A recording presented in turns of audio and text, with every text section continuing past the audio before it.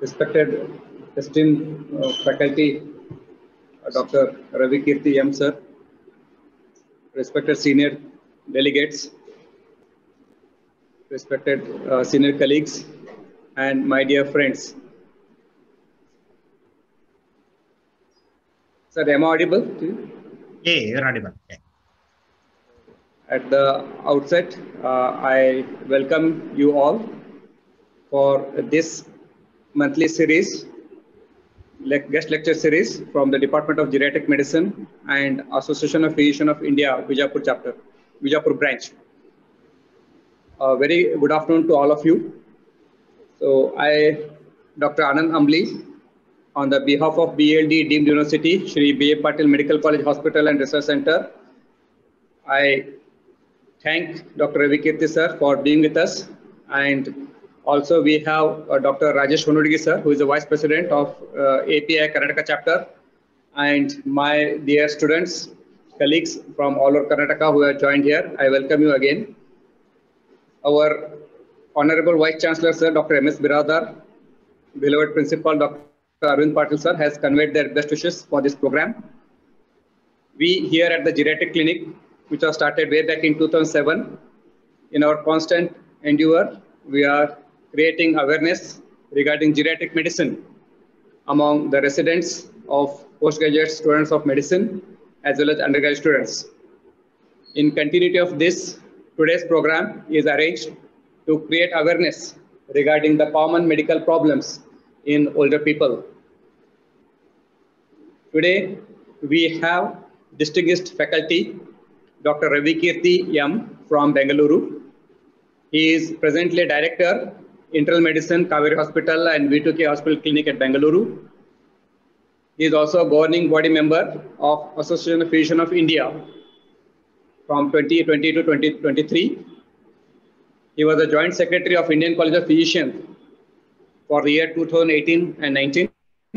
He was Joint Organ Secretary of EPICON 2018. He is the past Secretary and Treasurer and Executive Committee member of API Karnataka chapter. He is Professor of Medicine at BMC and Research Institute Bengaluru and SDUMC Kolar. He has also served as a consultant physician to Manipal Hospitals, BGS Global Hospital and Hospital at Abu Dhabi. So I now request Dr. Ravi Kirti sir. Before that, we like to invite Dr. Rajesh Honudgi sir, Vice President, Association of Physicians of India Karnataka chapter, to declare this program open. Good afternoon, my dear colleagues and my dear students. First of all, it's a very great pleasure, especially because today's guest is Dr. Ravi Kirti, who is a very good friend of mine, and he was my colleague during my postgraduate days in JNMC Belgaum. So nice to have you, sir, virtually. Next time we'll have you physically. Sure. It's very nice. In next 30-35 minutes, he is going to discuss about common problems in elderly, because they are different from young people. So the approach towards elderly is different. So in continuation with the series of guest talks in geriatric medicine, today we have Dr. Ravi Kirti, who is a eminent speaker and also is a governing body member and past secretary of Karnataka State API chapter. I also take this opportunity to thank Dr. Anand Ambli for continuing this guest lecture series, and he is one of the pioneer in establishing geriatric clinic, and probably we may have Department of Geriatric Medicine in future. So I congratulate Dr. Anand Ambli for taking this initiation, and now I request Dr. Ravi Kirti to go ahead with his talk. Over to you, sir. So, thank you, Dr. Rajesh and Dr. Anand. At the outset, my sincere thanks to the Department of Internal Medicine, BLD Medical College, and Geriatric Medicine for giving me this opportunity. And I would like to thank my friends Rajesh and Dr. Anand for having me here. When Dr. Anand asked me to give a guest talk, I was thinking, so something different I need to speak, because every time we get to hear either diabetes or hypertension, not more than that actually, that let me have something different so that I also can learn. And in the beginning itself, my sincere apologies, I am not that great speaker, but I'll try to do. what is possible. And today's topic, what I have chosen is the common problems in elderly. As all of us know that everybody has to grow old one or other day, which is a must. So, and I'm sure that many people will not accept the aging. Everybody wants to stay young also, actually. Like everybody wants to stay young all the time. Unfortunately, that is not in our hands. It's a natural process, except for some bacteria and some plants which remain young always. And when it comes to the human beings, so when it comes to the aging, by definition, it is a progressive universal decline, first in the functional reserve, then in the functions that occurs in all organisms over a period of time. And it is basically a heterogeneous process. It is not a disease. However, the risk of developing the disease is increased with the aging. With the aging, mortality increases because of the many causes. Biochemical changes takes place in the tissues.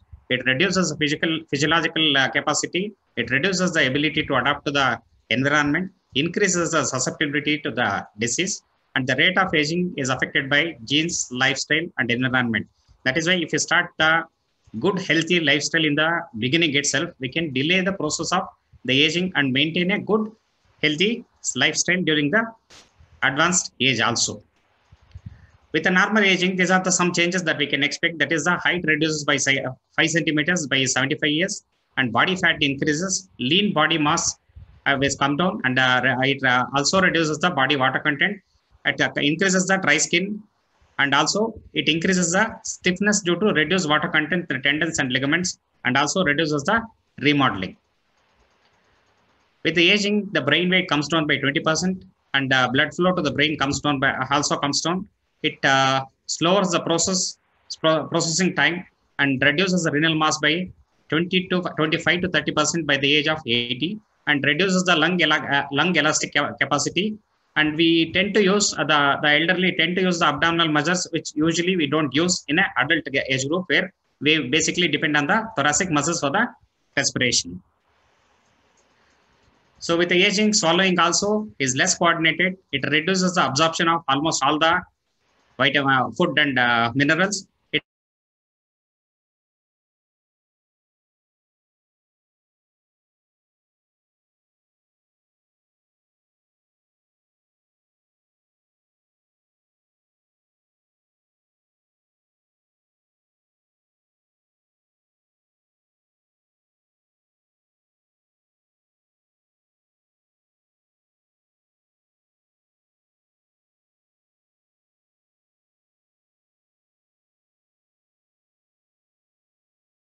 said initially, like, I don't want to talk about the cardiovascular disease and the cancers, because we will be discussing about all these things in many other platforms. So let us consider the other factors, and I'll be going only brief into most of the conditions. I'll not go in depth into the thing because it's a large topic. So coming to the infections, commonest, most of the time bacterial infections are very common in the elderly, especially above the age of 65 years, and pneumonia is one of the commonest infections. And the other common infections are recurrent UTIs, intra-abdominal infections, and also the progerosaur infections. When it comes to the respiratory infections, why the risk of the pneumonia and lung infections are common? So some of the common reasons are reduced cough and other protective reflexes, reduced lung elasticity, mucociliary clearance is reduced, Ig levels in the respiratory secretions are reduced, and increased level of the circulating inflammatory cytokines and malnutrition. All these things leads to increased risk and the frequency of pneumonia in the elderly, that is almost 4 to 11 times in the people more than 65 years. And they'll have a more severe disease and high mortality. Co-infections are more frequently seen in elderly, especially those who are admitted to ICU with the influenza. More resistant bacteria as a causative agents of the pneumonia. Mortality secondary to ventilator-associated pneumonia is higher in patients who are more than 65 years. Duration of the ICU stay is also more, and mechanical ventilation is also longer. Weaning from the mechanical ventilation is more difficult. How do we prevent these things? So one of the ways is annual influenza vaccination, pneumococcal vaccination, careful observation of the drug interactions and toxicities, and drug dosage adjustment according to the accompanying comorbidities. And the second most common infection that I said is the urinary tract infections. This can happen because of the mechanical changes, that is a reduced bladder capacity, involuntary contractions, decreased urinary flow, urinary stasis due to prostate hypertrophy or the bladder prolapse, and urothelial changes, which leads to high prevalence of bacteriuria, increased bacterial adhesion to the uroepithelium. So this can be avoided by unnecessary urinary catheterization and also avoiding treatment of the asymptomatic bacteriuria. And the third commonest infection that we come across is the skin and soft tissue infections. So malnutrition increases the risk of the skin and soft tissue infections, increased catabolism, collagen subcutaneous tissue loss, decreased size of the blood vessels in the dermis, decreased water binding capacity of the stratum corneum, decreased derma epidermal adhesions, decreased mobility and a bedridden status, all increases the risk of the, slows down the process of healing and increases the incidence of the bed sores and the pressure sores. So this can be minimized by minimize the prolonged pressure, keeping the skin dry and clean. That can prevent the skin and soft tissue infection to some extent. And other common things that we come across is one is the bacteremia and sepsis, immunosuppression due to immunosenescence, and frequent use of IV lines in the critically ill patient. All these things leads to increased bacteremia and sepsis. So unnecessary use of IV catheter insertion and prompt removal as indicated by the type of the bacteria and the fungemia can prevent the complications. And the other commonest thing is the Clostridial infection. Because of the decreased gastric acidity and intestinal motility, leads to changes in the intestinal microbiome, and it slows the recovery of the microbiome after the antibiotic usage. So this leads to higher mortality and morbidity, and there will be more and more recurrence of the cases and also more severe disease. So because of this, it's better to avoid the prolonged antibiotic usage in the patient and in the elderly, so that we can prevent these infections. So coming to the pneumonia, more than 50% of the pneumonias over 65 years are community acquired and bacterial. One of the commonest agent that is responsible for the pneumonia is the Streptococcus pneumonia.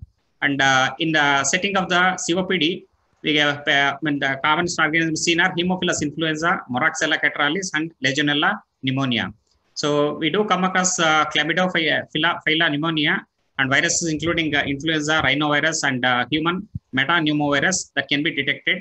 And most of the time, the elderly will have a atypical presentation. The classical presentation of fever, sore throat, cough, running nose, cough may not be there. They can directly present with either a severe chest pain or a abrupt onset of the breathlessness. So, and lack of fever is also seen in elderly patient. This is a grave prognostic sign, especially in elderly when there is no fever. Without fever, patient presenting with a pneumonia. The second most common infection is a UTI.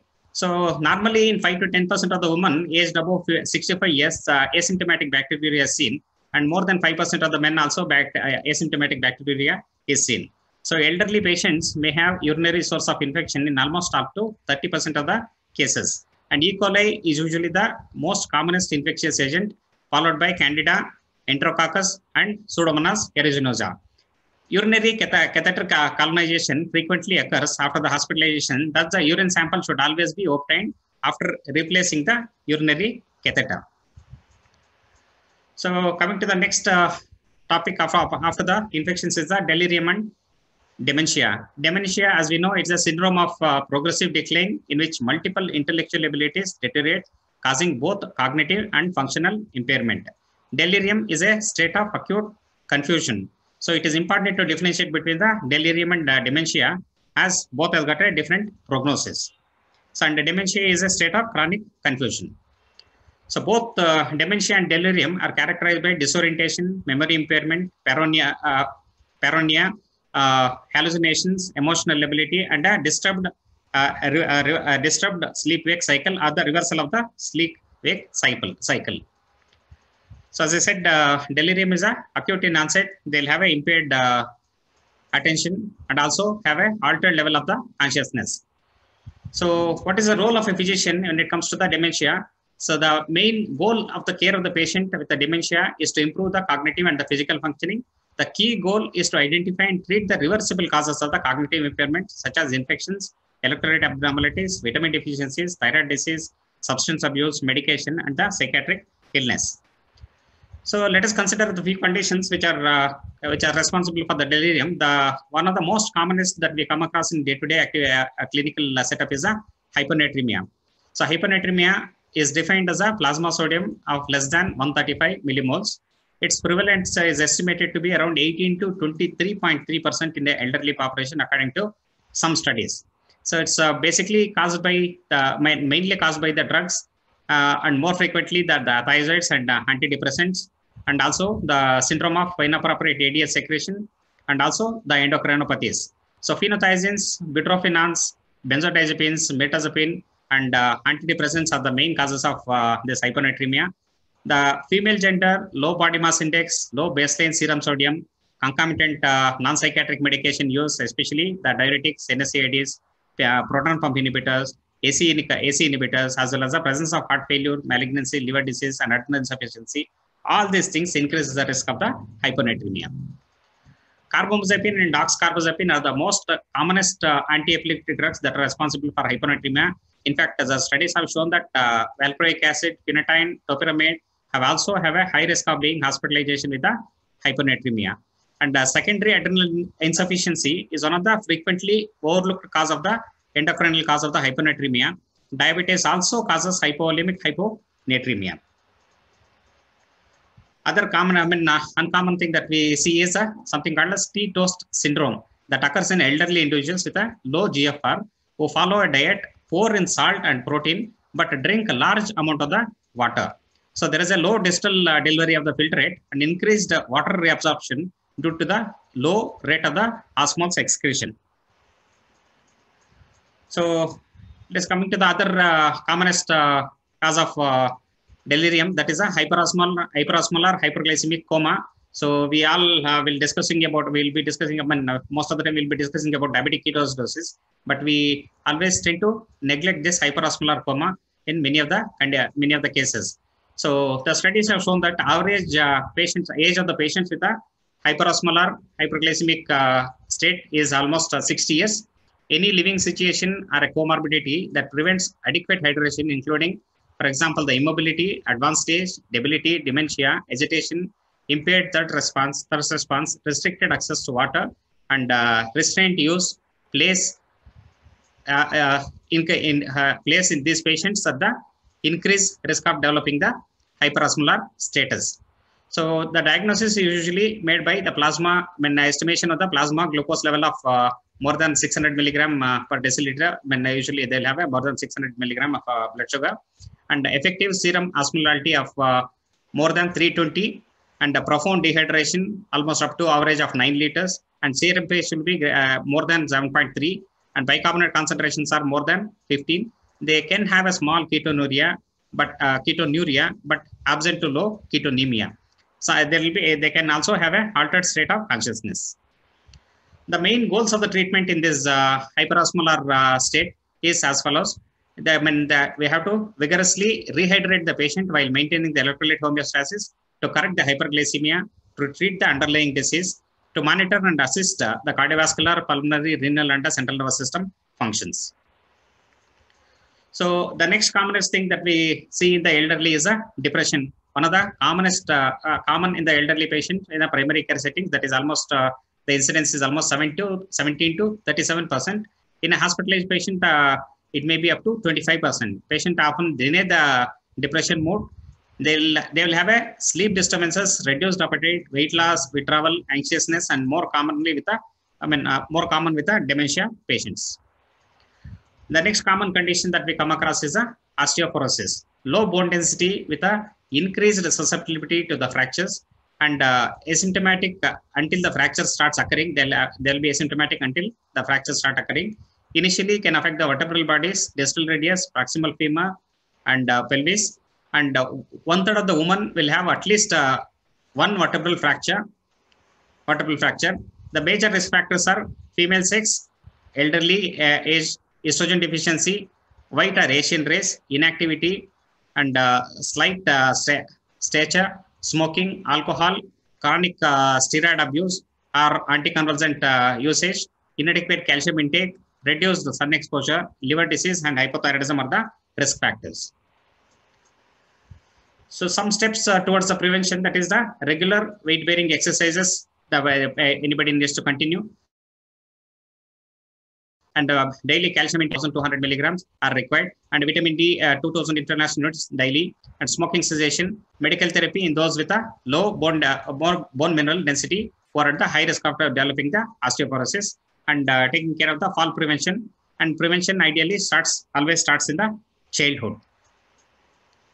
The next commonest condition is a fall. So this excludes the fall from the seizures, stroke, and the syncope. The fall rates and the risk of injury increases with age. Almost 30% of the community dwelling adults of above 65 years will have a history of fall, and while the 50% of the individuals more than 80, the incident reaches almost up to 80% when the age crosses 80 years. Most of the falls are multifactorial, and it can be a symptom of another disease also, especially like infections, neurological disorder, medication side effects, and age-related physiologic changes. The major physiologic changes that takes place in the elderly are the decreased proprioception, increased postural swaying, decline in the baroreflex sensitivity, resulting in the orthostatic hypotension. The risk factors for the fall are muscle weakness, gait or balance abnormality, use of walking aid, visual impairment, arthritis, impaired activities of the daily living. And depression, cognitive impairment, age over 80 years, and also the polypharmacy. So when it comes to the polypharmacy, so all of us know that by the time anyone reaches 60 years, they will have a multiple comorbidities. Here I would like to show a slide which has been sent by one of our senior teachers, where we can see the example. It's basically an example. So look at this slide. Almost he has got a 12 comorbidities. Name anything he has got here. Diabetes, hypertension, dyslipidemia, retinitis pigmentosa, and 12 multiple diagnoses. And this is the number of medication that he is taking. So it is very difficult to treat an elderly patient. So because we need to keep drug interactions into the mind, and what is the dosage that is required, all those things to the mind. So all these things, polypharmacy will increase the risk of the fall. So how do we approach? So when we start evaluating the patient, we should always start with a history like in any other condition. So we you should take the circumstances that at the time of the fall, and what were the associated symptoms, and a thorough medication review, both prescription and also the over-the-counter medication that the person has consumed. And a good physical examination should include the postural vital signs, evaluation of the vision, gait and balance testing, and a musculoskeletal examination, that is to examine the joint stability and the range of movement, motion. And also we need to have an environmental assessment, especially around the patient where he is living, that where they can have loose carpets which can lead to the fall, and also the poor lighting also is one of the major causes for the fall. So next most common thing that is seen in the common problem that is seen in the elderly is the urinary incontinence. So it is one of the major problems for the older adults. Up to the age of 80, urinary incontinence affects women more than the men. After the age, after 80, both sexes are equally affected. What are the risk factors for this urinary incontinence? One is the advanced age. Next one is the functional impairment, dementia, obesity, smoking, affective disorders, and constipation. Urinary incontinence can occur in 4 different ways. That is, one is a stress incontinence, urge incontinence, mixed stress and urge incontinence, and also the overflow incontinence. So how do we approach the urinary incontinence? So we need to measure the post-void residual urine volume that should be measured as a part of the incontinence evaluation in all the patient. Under sterile condition, the patient bladder is catheterized 5 to 10 minutes after the patient has voided. Generally, post-volume residue should be more than 200 to suggest that there is a detrusor inactivity or a obstruction, and the patient should be referred for the urological evaluation. Stress incontinence, that is a urethral sphincter mechanisms are inadequate to hold the urine during the bladder filling, which is less common in men compared to the women. Leaking small amounts of the urine during the activities that increases the intra-abdominal pressure, such as a cough, coughing, laughing, sneezing, lifting, and standing. And some small bedside tests can be performed by the patient standing with a full bladder, and we can ask them to cough. The test is considered positive if the urine is leakage coincides with the cough. So it is most common in women due to the insufficient pelvic support. So that is maybe because of the repeated, multiple childbirths and gynecological surgeries that reduces the decreased effects of the estrogen on the tissues of the lower urinary tract. So the treatment for the stress incontinence is one is the pelvic muscle exercises that can be helpful. Then the surgical interventions are the most effective treatment, and treatment failure higher in patients who have 2 or more leakages per day. Coming to the urge incontinence is also known as Detrosar overactivity and is characterized by uninhibited bladder and is the most common form of urinary incontinence in the elderly. Increased urinary frequency and the nocturnal incontinence are also common in this condition. So urge incontinence may be idiopathic, or it can be because of the lesions of the central nervous system, or it can be because of the bladder irritation from the infection, stones, or the tumors. So coming to the treatment, the bladder retraining by the encouraging the patient to void every 2 hours are based on the patient's symptom frequency, and the patient can also try urgency control. If no incontinence for 2 days, then voiding interval can be increased by 30 to 60 minutes until the patient is only voiding every 3 to 4 hours. So some of the drugs that can be used are oxybutynin and also tolterodine. Patients using tolterodine have a reduced risk of dry mouth and a fever withdrawal due to the side effects. And also other condition, as I said, it's a mixed incontinence. So they can have a mixed incontinence, refers to urinary incontinence symptoms of both stress as well as a urge incontinence. Coming to the overflow incontinence, that is due to either a bladder outlet obstruction or a atonic bladder, which is much more common in men compared to the women. On physical examination, they can have a palpable distended bladder. So some of the common causes for the overflow incontinence in a male are prostatic hypertrophy, prostatic cancer, urethral stricture, and in a females it is a cytocele. Cystocele. Detrosar inactivity or underactivity can be caused by spinal cord lesions, autonomic neuropathy, diabetes, alcoholism, vitamin B12 deficiency, Parkinson's disease, and TEPS dorsalis. So this drugs that can be used in the treatment are adrenergic blockers like terazosin, doxazosin, tamsulosin, and 5-reductase inhibitors like finasteride.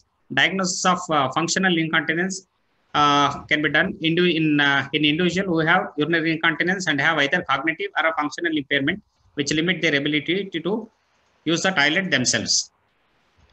So coming to the other common next common medical problem, that is a bed sores. That is a pressure sores. So it's also known as a pressure sore, bed sore, or a decubitus ulcers. Occurs in elderly patients who has got a reduced mobility. A pressure ulcer occurs when the increased pressure between the skin and the bony prominence produces tissue necrosis, while the pressure ulcers can occur anywhere in the body. 80% of the pressure ulcers occur over the heels, lateral malleoli, sacrum, ischium, and the greater trochanter. Osteomyelitis and sepsis are an important and morbid complications of the pressure ulcers. This is a picture which shows the different types of the pressure ulcers in a patient. So some of the ways to prevent is a frequent change of position, and especially for the patient who are at risk. Keep changing the patient position every 1 hour, and providing the bed-bound patients with the mattresses with the pressure relieving capabilities are standard interventions to prevent the pressure ulcers. The skin of the elderly may bruise easily, causing the senile purpura. Some people will have skin that is almost like a transparent tissue paper, which is also known as puppereous skin, especially in the back of the hand and forearm. So this is a picture which shows the puppereous skin as well as a senile purpura. So coming to the next commonest problem, probably this is one of the highest number of cases. When it comes to the percentage, probably this is what the highest number that we see is, that is constipation is one of the commonest. So to prevent the constipation, increase the fluid intake, ask them to do exercise daily, and increase the fiber intake. So some of the complications also with the constipation are hemorrhoids, anal fissure, rectal prolapse, and fecal impaction. Next common complication is a postural hypotension. So this can be a warning sign. There can be a warning sign that is with a history of dizziness, fainting, and the visual disturbances. So some of the measures that we can take to prevent the postural hypotension are to get out of the bed slowly and in stages, sleep with the head of the bed elevated few inches above the ground. Daily fluid intake should be about 2 to 3 liters. Avoid hot showers or baths, which may cause venous dilatation, thereby causing the peripheral venous pooling and causing the postural hypotension. Avoid straining during defecation. This may also cause the reduce in the blood pressure. Avoid bending down and suddenly standing up, and rest for 60 minutes after each meal. Avoid hyperventilation, which also because it also reduces the blood pressure. Exercise regimen should be recommended, and use of thigh length elastic stockings reduces the venous pooling, and patient should be asked to avoid prolonged standing. The next common complication, the problem that we come across in elderly is a hearing impairment. Almost sensory neural hearing loss of 25 to 30% will be seen in elderly patients, and most of them are associated with the noise exposure. Usually, high frequency loss is more common. Emotional difficulties and cognitive impairments are seen, and there will be reduced physical functioning in these people. And the next commonest thing is vision. So with the aging, the lens elasticity comes down. Adoption will be more slower to the light, and the night vision decreases, and visual acuity also comes down. Field of vision also comes down, and the contrast sensitivity also comes down. They'll have an increased sensitivity to the glare. So this is how a picture, like we can see from the from the picture, what we can see at the age of 20 years, how the picture appears, and at the 60 years, how it appears, and at 78, how it becomes blur. Some of the other common causes for the visual impairment in the elderly are cataract, macular degeneration, diabetic retinopathy, and glaucoma. So some measures that we can say taking in terms of poor vision are the bright illumination, increase the contrast, magnification, and low vision clinics. Patient can be referred to low vision clinics, and word processing programs can be suggested. To summarize, the treatment in the elderly is more complex, and we should always treat any elderly with respect and use the drugs carefully. As I said in the beginning, so when aging can be, when the healthy lifestyle can be maintained with in the elderly also. So I would like to end the talk with two good quotes. That is, we do not quit playing because we grow old. We grow old because we quit playing. And always we should add life to our days, but not days to our life. Thank you.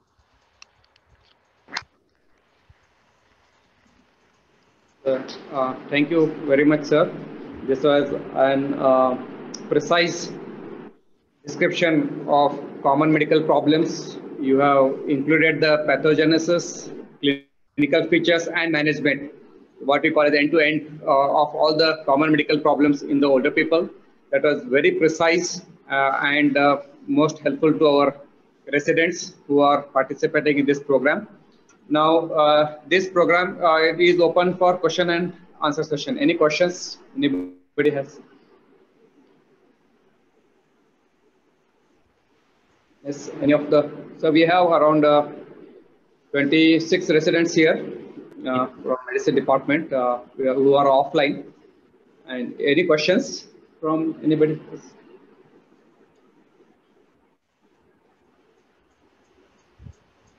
So the immunization regarding influenza and pneumococcal, can you please throw some light on that, sir? I think so. In India, the vaccination in elderly is still not that active. the awareness itself is very low. Probably we need to consider that as a serious, like a childhood immunization program. We should make it mandatory so that people are protected actually. Like. Yes, sir. Regarding polypharmacy, you mentioned sometimes it is inevitable and sometimes it's inappropriate. What we call as a physician, we take as inappropriate medications which can be stopped. So can you highlight something on that? Yeah, I think most of the prescriptions, what we can see is either they contain a PPM and proton pump inhibitor, multiple number of multivitamins and multiple sedatives actually like. So those things are not required. So when elderly, because always they'll have a multiple comorbidities, use the drugs that is only required, and we can avoid the things that are not required actually. Like. Yes, sir. Regarding the hyperosmolar non-ketotic coma, most of the time it is delayed diagnosis, and as you mentioned rightly, there is an increased mortality too. So, anything that from your experience that you like to share, where we can identify it early?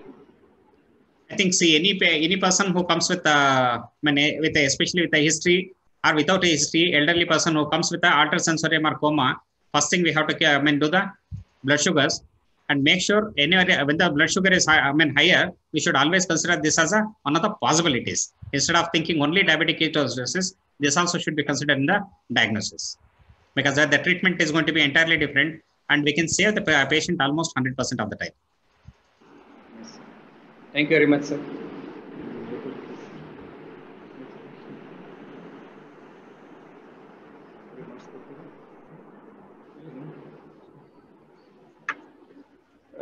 Thank you very much for this lucid discussion, and I think definitely our postgrad students and residents get benefit of it.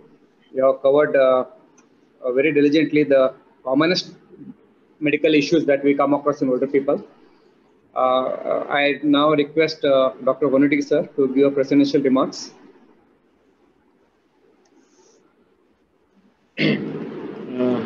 Thanks to Dr. Ravi Kirti for his wonderful talk regarding common problems in elderly, the approach towards the patient, the differential diagnosis. Definitely it is going to be helpful for our postgraduate students, and further we hope to have further topics regularly under this heading with with cooperation of API Bijapur chapter and Department of Medicine, BLD Sri B.M. Patil Medical College will have regular report. Thank you. So I take this privileged opportunity on the behalf of BLD Deemed University, Department of Medicine, and on the behalf of our Honorable Vice Chancellor and Principal Sir, to thank you immensely for sharing your wisdom and being with us, accepting our invitation at the very short time. And we thank you for sharing. And as you rightly commented that geriatric medicine, you also wanted to share your experiences, and we are thankful for that. On the behalf of university, we convey our sincere thanks to you for being with us and sharing your wisdom. And I thank all the delegates who have participated offline and online on this program. Thank you all very much for this. Thank you, sir. Thank you.